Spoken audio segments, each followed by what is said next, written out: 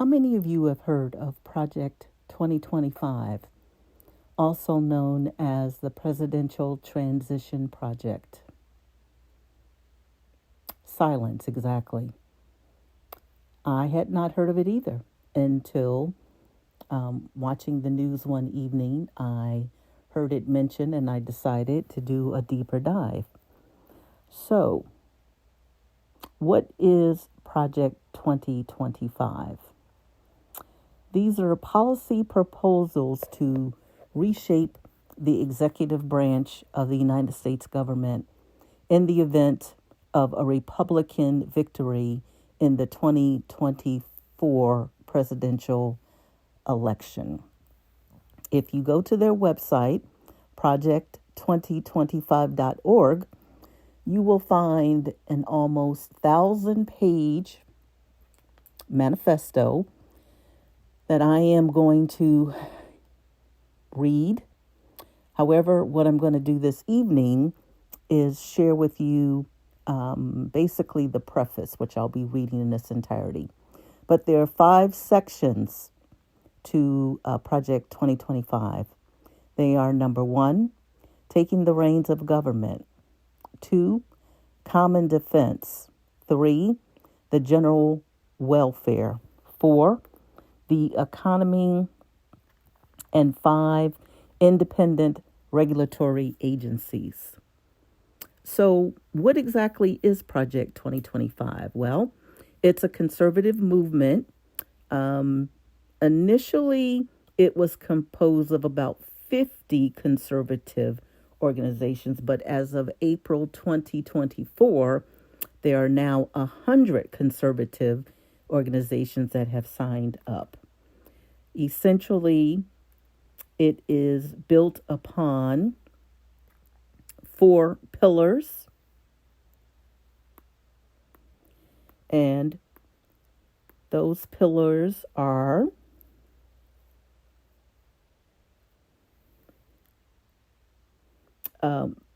the volume, which is 990 pages, which I'll be talking about, as well personal databases, a presidential administration academy, and a playbook, which is a 180-day plan for if the Republicans win the presidential election, then what they plan to do in the first 180 days.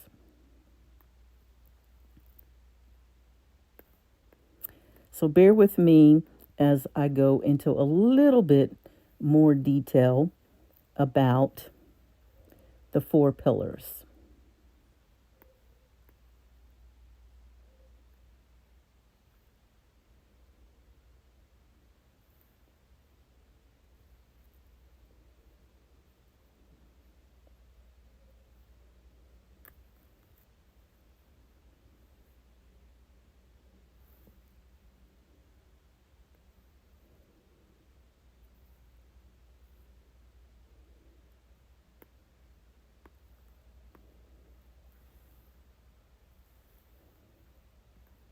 I apologize for the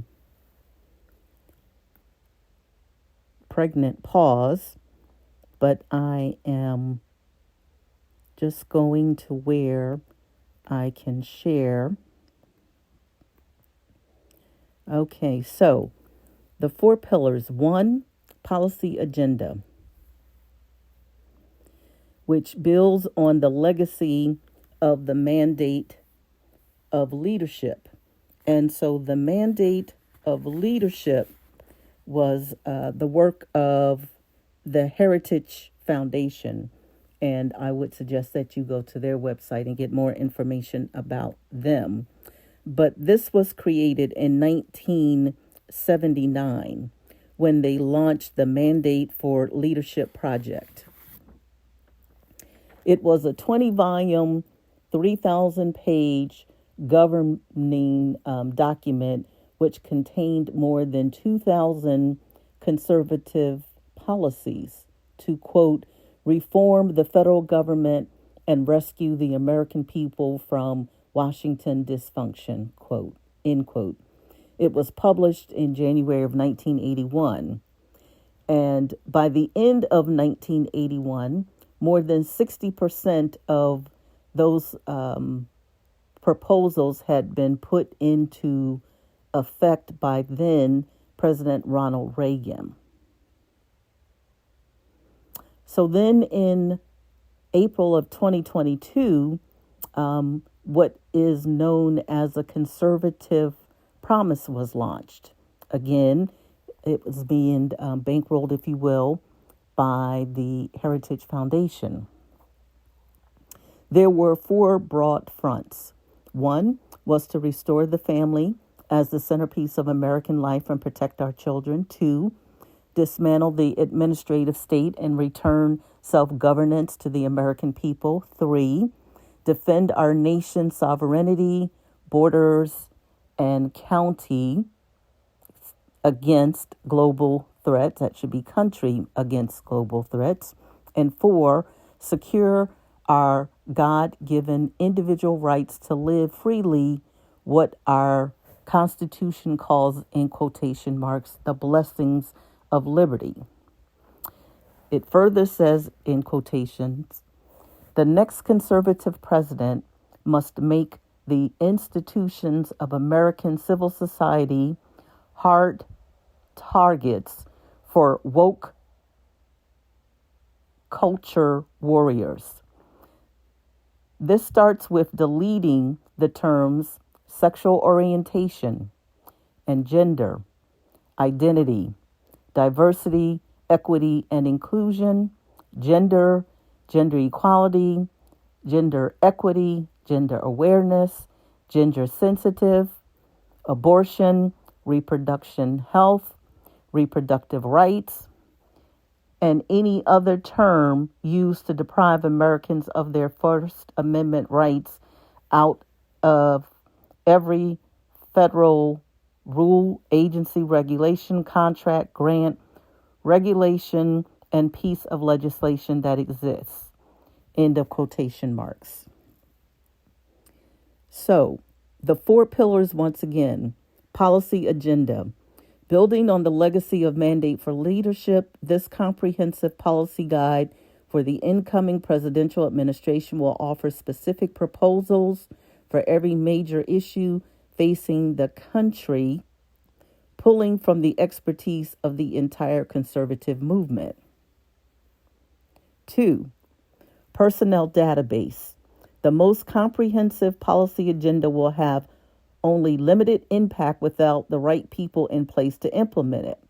The project will cast a net across the country to identify conservatives from all walks of life to serve in the next conservative administration. 3. Training.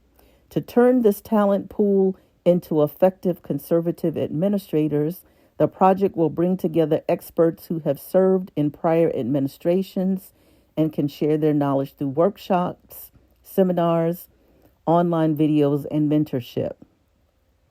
Lastly, the 180-day playbook. The time is short, and conservatives need a plan. The project will create a playbook of actions to be taken in the first 180 days of the new administration to bring quick relief to Americans suffering from the left's devastating policies.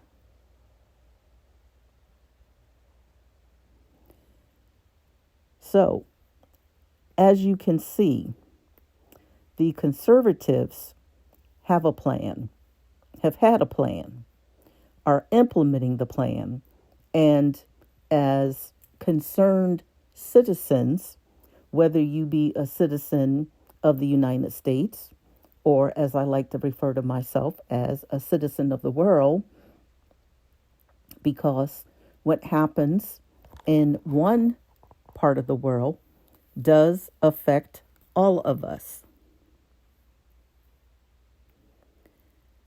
So with that said, I am going to share the foreword, which was written by Kevin Roberts, PhD, and it's called A Promise to America. Bear with me for one more moment.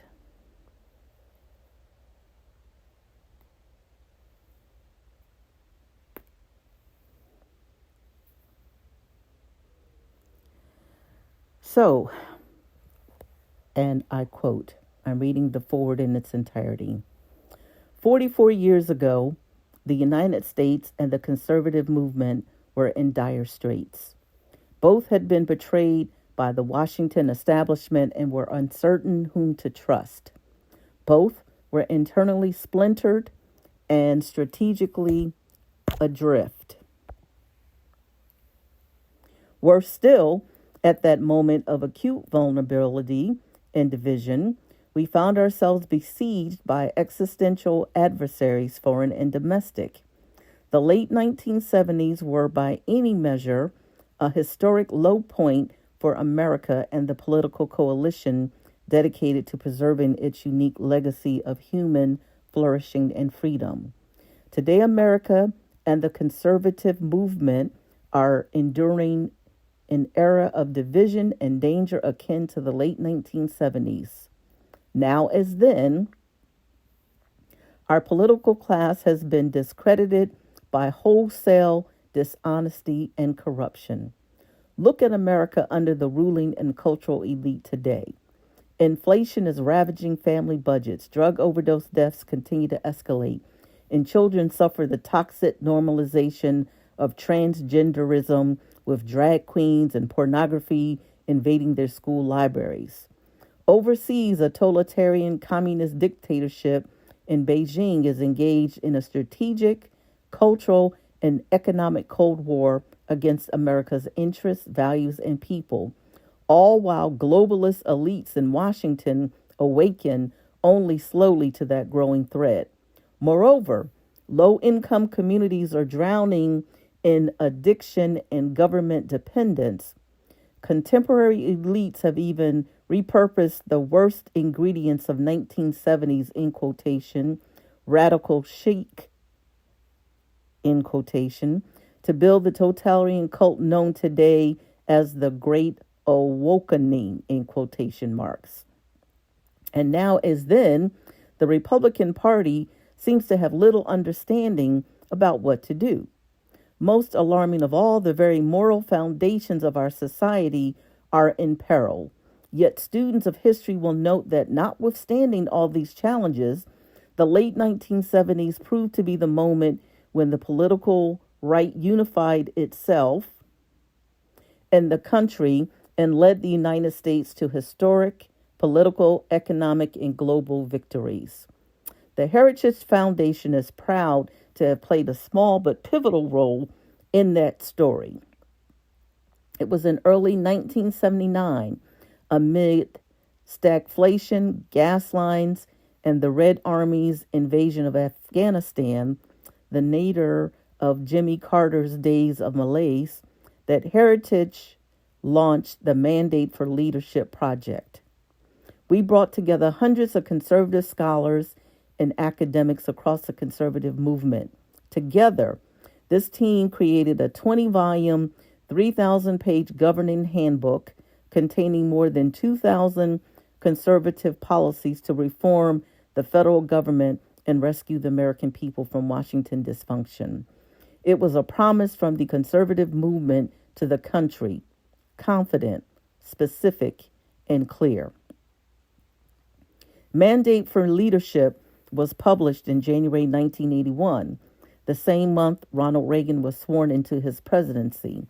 By the end of that year, more than 60% of its recommendations had become policy, and Reagan was on his way to ending stagflation, reviving American confidence and prosperity, and winning the Cold War. The bad news today is that our political establishment and cultural elite have once again driven America toward decline. The good news is that we know the way out, even though the challenges today are not what they were in the 1970s. Conservatives should be confident that we can rescue our kids, reclaim our culture, revive our economy, and defeat the anti-American left at home and abroad. We did it before and we'll do it again. As Ronald Reagan put it, freedom is a fragile thing and it's never more than one generation away from extinction. It is not ours by way of inheritance. It must be fought for and defended constantly by each generation. This is the duty history has put before us and the standard by which our generation of conservatives will be judged, and we should not want it any other way. The legacy of mandate for leadership, and indeed of the entire Reagan revolution, is that if conservatives want to save the country, we need a bold and courageous plan. This book is the first step in that plan. Just so you know, indeed, Project 2025 can be purchased as the book. The Conservative Promise. This volume, The Conservative Promise, is the opening salvo of the 2025 Presidential Transition Project, launched by the Heritage Foundation and our many partners in April 2022. Its 30 chapters lay out hundreds of clear and concrete policy recommendations for White House offices, cabinet departments, Congress, and agencies, commissions, and boards.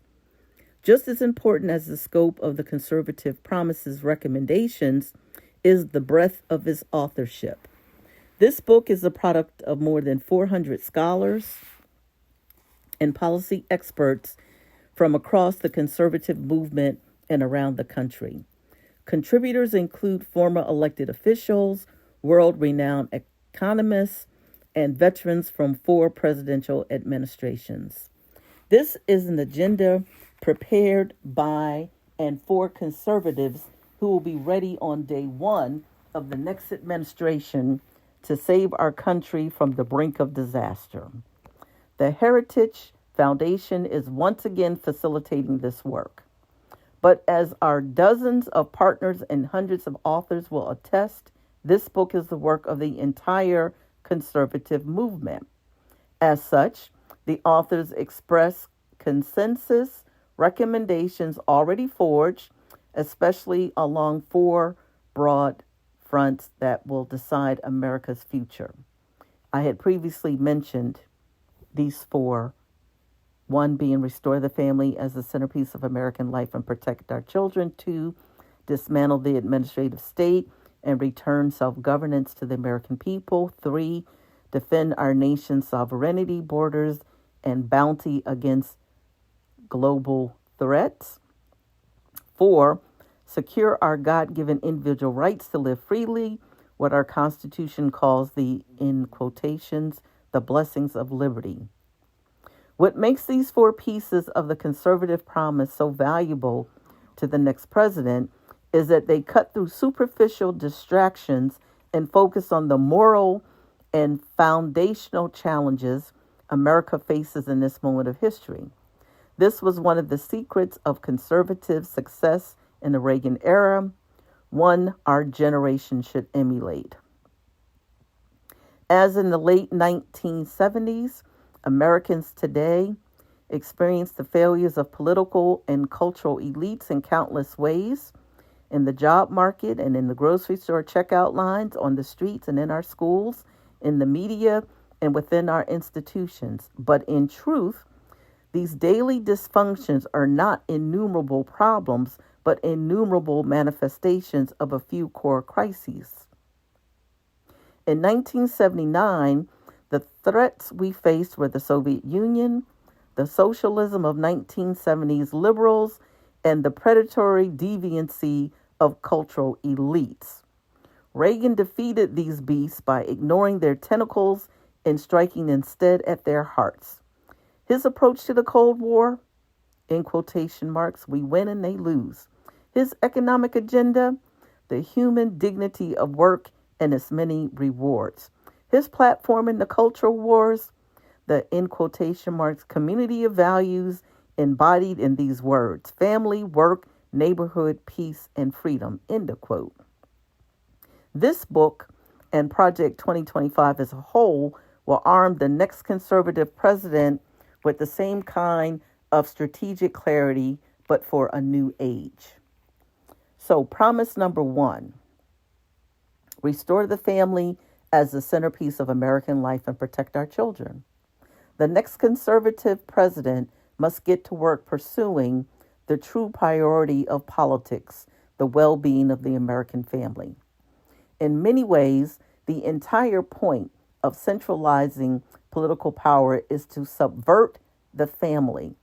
Its purpose is to replace people's natural loves and loyalties with unnatural ones. You see this in the popular left-wing aphorism, in quotes: government is simply the name we give to the things we choose to do together. But in real life, most of the things people, in quotations, do together, in quotes, have nothing to do with government. These are the mediating institutions that serve as the building blocks of any healthy society: marriage, family, work, church, school, volunteering. The name real people give to the things we do together is community, not government. Our lives are full of interwoven, overlapping communities, and our individual and collective happiness depends upon them. But the most important community in each of our lives and the life of the nation is the family. Today, the American family is in crisis. 40% of all children are born to unmarried mothers, including more than 70% of Black children. There is no government program that can replace the hole in a child's soul cut out by the absence of a father.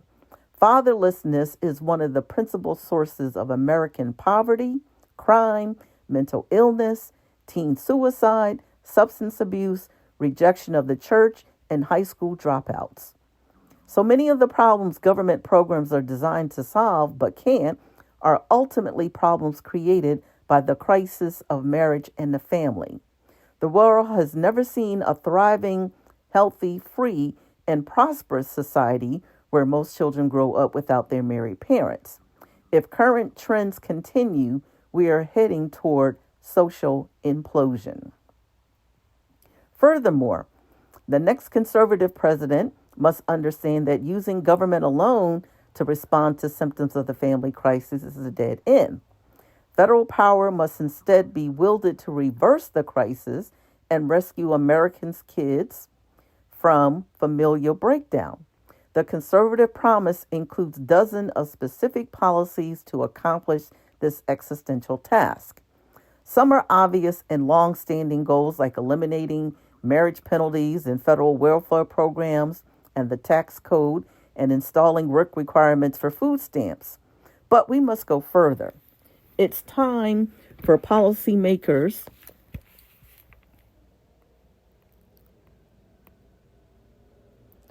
to elevate family authority, formation, and cohesion as their top priority, and even use government power, including the tax code, to restore the American family. Today, the left is threatening the tax-exempt status of churches and charities that reject woke progressivism. They will soon turn to Christian schools and clubs with the same totalitarian intent. The next conservative president must make the institutions of American civil society hard targets for woke cultural warriors.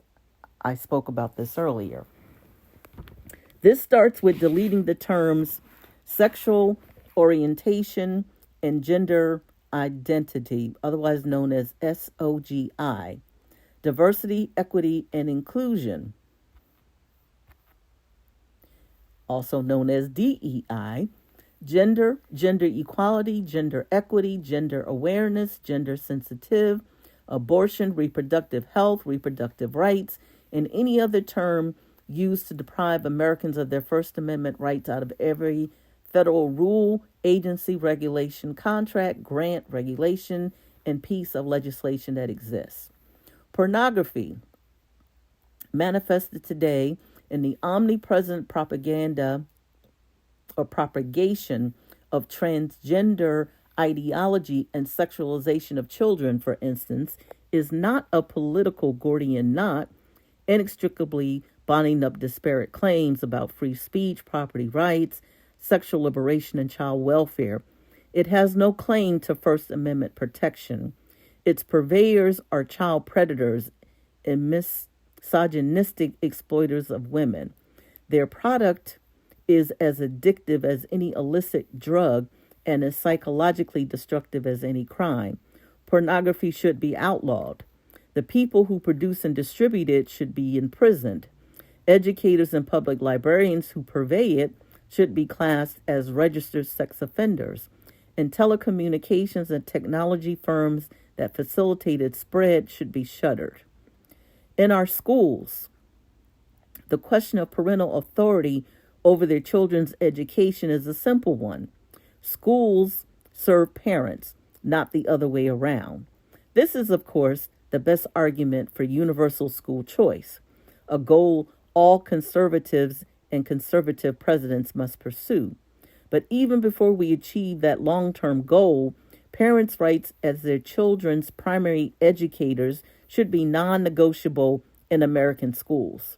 States, cities, and counties, school boards, union bosses, principals, and teachers who disagree should be immediately cut off from federal funds. The noxious tenets of, in quotation marks, critical race theory and, in quotation marks, gender ideology should be excised from curricula in every public school in the country. These theories poison our children, who are being taught on the one hand to affirm that the color of their skin fundamentally determines their identity and even their moral status, while on the other, they are taught to deny the very creaturelessness that inheres in being human and consists in accepting the giveness of our nature as men or women. Allowing parents or physicians to, in quotations, reassign the sex of a minor child is child abuse and must end. For public institutions to use taxpayer dollars to declare the superiority or inferiority of certain races, sexes, and religion is a violation of the Constitution and civil rights law and cannot be tolerated by any government anywhere in the country.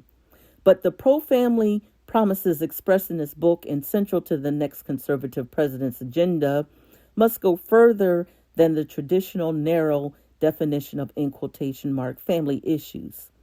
Every threat to family stability must be confronted. This resolve should color each of our policies. Consider our approach to big tech. The worst of these companies prey on children like drug dealers to get them addicted to their mobile apps. Many Silicon Valley executives famously don't let their own kids have smartphones. They nevertheless make billions of dollars addicting other people's children to theirs. TikTok, Instagram, Facebook, Twitter, and other social media platforms are specifically designed to create the digital dependencies that fuel mental illness and anxiety, to fray children's bonds with their parents and siblings. Federal policy cannot allow this industrial-scale child abuse to continue. Finally, conservatives should gratefully celebrate the greatest pro-family win in a generation, overturning Roe versus Wade, a decision that for 5 decades made a mockery of our Constitution and facilitated the deaths of tens of millions of unborn children. But the Dobbs decision is just the beginning. Conservatives in the states and in Washington, including in the next conservative administration, should push as hard as possible to protect the unborn in every jurisdiction in America. In particular, the next conservative president should work with Congress to enact the most robust protections for the unborn that Congress will support while deploying existing federal powers to protect innocent life and vigorously complying with statutory bans on the federal funding of abortion. Conservatives should ardently pursue these pro-life and pro-family policies while recognizing the many women who find themselves in immensely difficult and often tragic situations and the heroism of every choice to become a mother. Alternative options to abortion, especially adoption, should receive federal and state support. In summary, the next president has a moral responsibility to lead the nation in restoring a culture of life in America again. Promise 2: dismantle the administrative state and return self governance to the American people. Of course, the surest way to put the federal government back to work for the American people is to reduce its size and scope back to something resembling the original constitutional intent. Conservatives desire a smaller government, not for its own sake, but for the sake of human flourishing. But the Washington establishment doesn't want a constitutionally limited government because it means they lose power and are held more accountable by the people who put them in power. Like restoring popular sovereignty, the task of reattaching the federal government's constitutional and democratic tethers calls to mind Ronald Reagan's observation that, in quotation marks, there are no easy answers, but there are simple answers, in the quotation marks. In the case of making the federal government smaller, more effective, and accountable, the simple answer is the Constitution itself. The surest proof of this is how strenuously and creatively generations of progressives and many Republican insiders have worked to cut themselves free from the strictures of the 1789 Constitution and subsequent amendments. Consider the federal budget. Under current law, Congress is required to pass a budget and 12 issue-specific spending bills comporting with it every single year.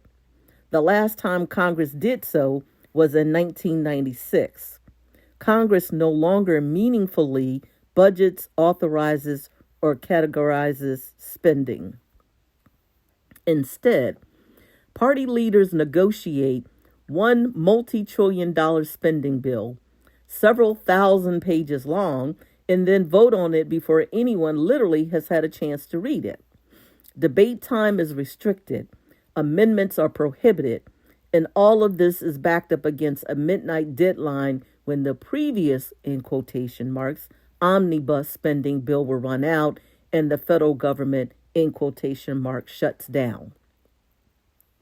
This process is not designed to empower 330 million American citizens and their elected representatives, but rather to empower the party elites secretly negotiating without any public scrutiny or oversight. In the end, congressional leaders' behavior and incentives here are no different from those of global elites insulating policy decisions over the climate, trade, public health, you name it, from the sovereignty of national electorates. Public scrutiny and democratic accountability make life harder for policymakers, so they skirt it. It's not dysfunction, it's corruption. And despite its gaudy price tag, the federal budget is not even close to the worst example of this corruption. That distinction belongs to the, in quotation marks, administrative state, the dismantling of which must be a top priority for the next conservative president. The term administrative state refers to the policymaking work done by the bureaucracies of all the federal government's departments, agencies, and millions of employees. Under Article 1 of the Constitution, in quotation marks, all legislative powers herein granted shall be vested in a Congress of the United States, which shall consist of a Senate and a House of Representatives. That is, federal law is enacted only by elected legislators in both houses of Congress. This exclusive authority was part of the framers' doctrine of, in quotation marks, separated powers. They not only split the federal government's legislative, executive, and judicial powers into different branches, they also gave each branch checks over the others. Under our Constitution, the legislative branch, Congress, is far and a way the most powerful and correspondingly the most accountable to the people. In recent decades, members of the House and Senate discovered that if they give away that power to the Article 2 branch of government, they can also deny responsibility for its actions. So today in Washington, most policy is no longer set by Congress at all, but by the administrative state. Given the choice between powerful but vulnerable or irrelevant but famous, most members of Congress have chosen the latter. Congress passes intentionally vague laws that delegate decision making over a given issue to a federal agency. That agency's bureaucrats, not just unelected but seemingly unfireable, then leap at the chance to fill the vacuum created by Congress's preening cowardice. The federal government is growing larger and less constitutionally accountable, even to the president, every year. A combination of elected and unelected bureaucrats at the Environmental Protection Agency quietly strangles domestic energy production through difficult to understand rulemaking processes. Bureaucrats at the Department of Homeland Security, following the lead of a feckless administration, order border and immigration enforcement agencies to help migrants criminally enter our country with impunity. Bureaucrats at the Department of Education inject racist, anti-American, ahistorical propaganda into America's classrooms. Bureaucrats at the Department of Justice force school districts to undermine girls' sports and parents' right to satisfy transgender extremists. Woke bureaucrats at the Pentagon force troops to attend, in quotation marks, training seminars about, in quotation marks, white privilege. And bureaucrats at the State Department infuse U.S. foreign aid programs with woke extremism about, quotation marks, intersectionality and abortion. Unaccountable federal spending is the secret lifeblood of the Great Awakening. Nearly every power center held by the left is funded or supported one way or another through the bureaucracy by Congress. Colleges and school districts are funded by tax dollars. The administrative state holds 100% of its power at the sufferance of Congress, and its insulation from presidential discipline is an unconstitutional fairy tale spun by the Washington establishment to protect its turf. Members of Congress shield themselves from constitutional accountability, often when the White House allows them to get away with it. Cultural institutions like public libraries and public health agencies are only as, in quotation marks, independent, in quotation marks, from public accountability as elected officials and voters permit. Let's be clear. The most egregious regulations promulgated by the current administration come from one place, the Oval Office. The president cannot hide behind the agencies, as his many executive orders make clear. His is the responsibility for the regulations that threaten American communities, schools, and families. A conservative president must move swiftly to do away with these vast abuses of presidential power and remove the career and political bureaucrats who fuel it. Properly considered, restoring fiscal limits and constitutional accountability to the federal government is a continuation of restoring national sovereignty to the American people. In foreign affairs, global strategy, federal budgeting, and policymaking, the same pattern emerges again and again. Ruling elites slash and tear at restrictions and accountability placed on them. They centralize power up and away from the American people to supranational treaties and organizations, to left-wing experts, to sight unseen all or nothing legislating, to the unelected career bureaucrats of the administrative state. As monolithic as the left's institutional power appears to be, it originates with appropriations from Congress and is made complete by a feckless president. A conservative president must look to the legislative branch for decisive action.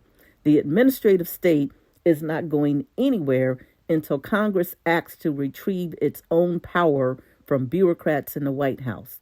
But in the meantime, there are many executive tools a courageous conservative president can use to handcuff the bureaucracy, push Congress to return to its constitutional responsibility, restore power over Washington to the American people, bring the administrative state to heel, and in the process defang and defund the woke culture warriors who have infiltrated every last institution in America. The conservative promise lays out how to use many of these tools, including how to fire supposedly, in quotation marks, unfireable federal bureaucrats, how to shutter wasteful and corrupt bureaus and offices, how to muzzle woke propaganda at every level of government, how to restore the American people's constitutional authority over the administrative state, and how to save untold taxpayer dollars in the process. Finally, the president can restore public confidence and accountability to our most important government function of all, national defense. The American people desire a military full of highly skilled servicemen and women who can protect the homeland and our interests overseas. The next conservative president must end the left's social experimentation with the military, restore war fighting as his sole mission, and set defeating the threat of the Chinese Communist Party as his highest priority. The next conservative president must possess the courage to relentlessly put the interests of the everyday American over the desires of the ruling elite. Their outrage cannot be prevented. It must simply be ignored. And it can be. The left derives this power from the institutions they control. But those institutions are only powerful to the extent that constitutional officers surrender their own legitimate authority to them. A president who refuses to do so and uses his or her office to reimpose constitutional authority over federal policymaking can begin to correct decades of corruption and remove thousands of bureaucrats from the positions of public trust they have so long abused. Promise 3, defend our nation's sovereignty, borders, and bounty against global threats. The United States belongs to, in quotation marks, we the people. All government authority derives from the consent of the people, and our nation's success derives from the character of its people. The American people's right to rule ourselves is the obverse of our duty. We cannot outsource to others our obligation to ensure the conditions that allow our families, local communities, churches and synagogues, and neighborhoods to thrive. The buck stops with each of us. So each of us must have the freedom to pursue the good for ourselves and those entrusted to our care. To most Americans, this is common sense. But in Washington, D.C., and other centers of leftist power, like the media and the academy, this statement of basic civics is branded hate speech. Progressive elites speak in lofty terms of openness, progress, expertise, cooperation, and globalization. But too often, these terms are just rhetorical Trojan horses concealing their true intention, stripping, quote, we the people, end quotes, of our constitutional authority over our country's future. America's corporate and political elites do not believe in the ideals to which our nation is dedicated: self-governance, the rule of law, and ordered liberty. They certainly do not trust the American people, and they disdain the Constitution's restrictions on their ambitions. Instead, they believe in a kind of 21st century Wilsonian order in which the, quote, enlightened, end quote, highly educated managerial elite runs things rather than the humble, patriotic, working families who make up the majority of what the elites contemptuously call, in quotations, flyover country. This Wilsonian hubris has spread like a cancer through many of America's largest corporations, its public institutions, and its popular culture. Those who run our so-called American corporations have bent to the will of the woke agenda and care more for their foreign investors and organizations than their American workers and customers. Today, nearly every top-tier U.S. university president or Wall Street hedge fund manager has more in common with a socialist, European head of state than the parents at a high school football game in Waco, Texas. Many elites' entire identity, it seems, is wrapped up in their sense of superiority over those people. But under our Constitution, they are the mere equals of the workers who shower after work instead of before. This is as it should and must be. Intellectual sophistication, advanced degrees, financial success, and all other markers of elite status have no bearing on a person's knowledge of the one thing most necessary for governance, what it means to live well. That knowledge is available to each of us, no matter how humble our backgrounds or how unpretentious our attainments. It is open to us to read in the book of human nature, to which we are all offered the key just by merit of our shared humanity. One of the great premises of American political life is that everyone who can read in that book must have a voice in deciding the course and fate of our republic. Progressive policymakers and pundits in America either fail to understand this premise or intentionally reject it. They enthusiastically support supranational organizations like the United Nations and European Union, which are run and staffed almost entirely by people who share their values and are mostly insulated from the influence of national elections. That's why they are eager for America to sign international treaties on everything from pharmaceutical patents to climate change to, in quotations, the rights of the child, and why these treaties invariably endorse policies that could never pass through U.S. Congress. Like the progressive Woodrow Wilson a century ago, the woke left today seeks a world bound by global treaties they write, in which they exercise dictatorial powers over all nations without being subject to democratic accountability. That's why today's progressive left so cavalierly supports open borders, despite the lawless humanitarian crisis their policy created along America's southern border. They seek to purge the very concept of the nation state from the American ethos, no matter how much crime increases or resources drop for schools and hospitals or wages decrease for the working class. Open borders activism is a classic example of what the German theologian Dietrich Bonhoeffer called, in quotation marks, cheap grace, in quotation marks, publicly promoting one's own virtue without risking any personal inconvenience.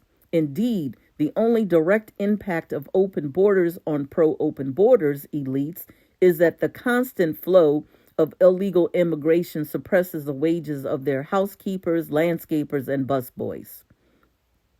In quotation marks, cheap grace aptly describes the left's love affair with environmental extremism.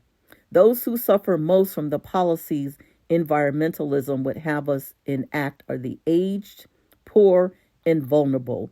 It is not a political cause, but a pseudo-religion meant to baptize liberals' ruthless pursuit of absolute power in the holy water of environmental virtue. At its very heart, environmental extremism is decidedly anti-human.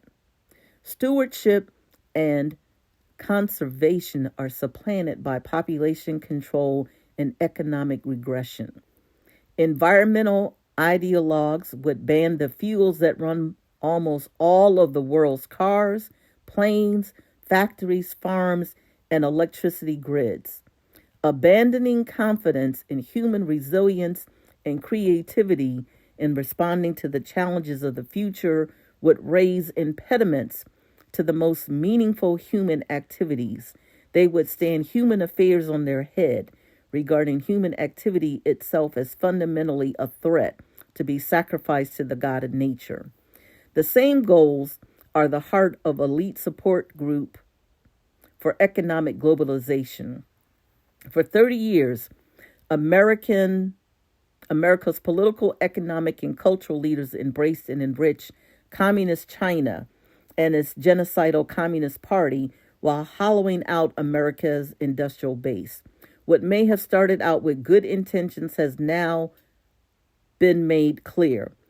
Unfettered trade with China has been a catastrophe. It has made a handful of American corporations enormously profitable while twisting their business incentives away from the American people's need. For a generation, politicians of both parties promised that engagement with Beijing would grow our economy while injecting American values into China. The opposite has happened. American factories have closed, jobs have been outsourced, our manufacturing economy has been financialized, and all along, the corporations profiting failed to export our values of human rights and freedom. Rather, they imported China's anti-American values into their C-suites. Even before the rise of big tech, Wall Street ignored China's serial theft of American intellectual property. It outright cheered the elimination of American manufacturings. Learn the code, they would gloat. They were just the price of progress. Engagement was at every Beijing project, not America's. The Chinese Communist Party dictated terms only to break them whenever it suited them. They stole our technology, spied on our people, and threatened our allies, all with trillions of dollars of wealth and military power financed by their access to our market. Then came the rise of big tech, which is now less a contributor to the U.S. economy than it is a tool of China's government. In exchange for cheap labor and regulatory special treatment from Beijing, America's largest technology firms funneled data about Americans to the Chinese Communist Party. They hand over sensitive intellectual property with military and intelligence applications to keep the money rolling in. They let Beijing censor Chinese users on their platforms. They let Chinese Communist Party set their corporate policies about mobile apps. And they run interference for our rivals' political priorities in Washington. One side of big tech companies' business model is old-fashioned American competitiveness and world-changing technological innovation. But increasingly, that side of these businesses is overshadowed by their role as operatives in the lucrative employ of America's most dangerous international enemy. If you want to understand the danger posed by collaboration between big tech and the Communist Chinese Party, look no further than TikTok, the highly addictive video app used by 80 million Americans every month and overwhelmingly popular among teenage girls is in fact a tool of Chinese espionage. The ties between TikTok and the Chinese government are not loose, and they are not coincidental. The same can be observed in many U.S. colleges and universities. Through the CCP's, Communist Chinese Party's Confucius Institutes, Beijing has been just as successful at compromising and co-opting a higher education system as they have at compromising and co-opting corporate America. A casual reader might take the last few pages as surveying a broad array of challenges facing the American people and the next conservative president. Supranational policymaking, border security, globalization, engagement with China, manufacturing, big tech, and Beijing compromised colleges. But these really are not many issues, but two. One, that China is a totalitarian enemy of the United States, not a strategic partner or fair competitor. And two, that America's elites have betrayed the American people. The solution to all of the above problems is not to tinker with this or that government program to replace this or that bureaucrat. These are problems not of technocratic efficiency, but of national sovereignty and constitutional governance. We solve them not by trimming and reshaping the leaves, but by ripping out the tree's root and branch. International organizations and agreements that erode our Constitution, rule of law, or popular sovereignty should not be reformed. They should be abandoned. Illegal immigration should be ended, not mitigated. The border sealed, not reprioritized. Economic engagement with China should be ended, not rethought. Our manufacturing and industrial base should be restored, not allowed to deteriorate further. Confucius Institute's TikTok and any other arm of Chinese propaganda and espionage should be outlawed, not merely monitored. Universities taking money from the Chinese Communist Party, should lose their accreditation, charters, and eligibility for federal funds. I'm going to end here because I only have a few more moments and I will continue in a part 2. If you are not alarmed by what I am reading, you should be.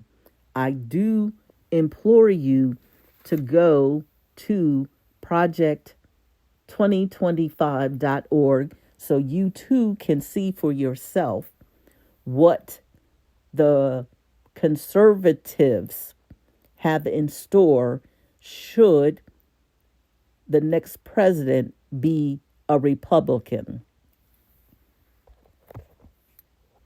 I'm not trying to impose my views. I am merely sharing information.